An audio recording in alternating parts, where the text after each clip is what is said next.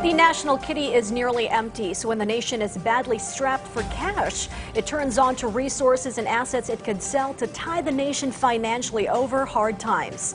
PTV business correspondent Naomi Tiburcio on the president hinting to sell prime offshore real estate property in the rising sun state, despite reservations from some surrogates, as summed up in this report.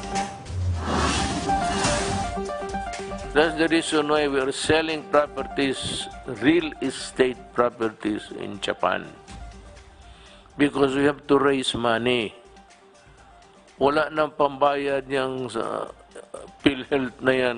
During the president's recent public address, the controversial sale of the real estate properties of the Philippines in Japan was brought up. The president dwelt on the land holdings in Tokyo and another two in the Kobe prefecture. The history of these four properties runs deep and started decades back during the Second World War. Japan handed these pieces of idle land to the Philippines as war reparations, in simpler terms, as payment for the damage it visited when they laid waste to the country and for more than 1 million Filipinos who died in their hands.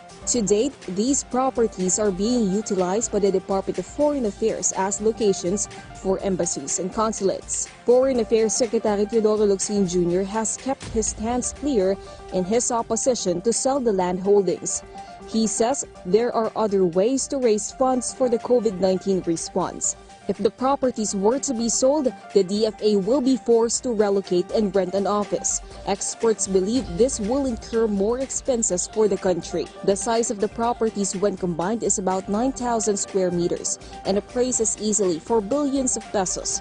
According to a Supreme Court decision in 1990, the said properties are not impossible to sell. They only need a clear-cut policy backed up by political will and action from government. Ang problema po dito sa PhilHealth, sa tindi po ng problema niya, hindi natin talaga alam kung hanggang kailan lang ang pondo ng PhilHealth. Dahil nga, wala naman nagsasabi ng totoo dyan eh. Dahil nga lantaran yung naging nakawan. Pero wag po kayo mag-alala dahil nga po sa Universal Healthcare Law, kung kulang po yan, tutustusan po galing sa kaban ng taong bayan. Kaya nga po, kung kinakailangan, ibebenta yung mga properties na yan. At hindi lang naman pura ponggi yan. Marami pa tayong ibang mga properties na po pwedeng ibenta. No? A leading World War II and homegrown historian, Dr. Ricardo Jose, finds the plan of land sale unfortunate, especially at this time of the 75th anniversary of the end of World War II. It's part of the Philippines. It's Philippine property. So, talagang hindi pwedeng ibenta ito.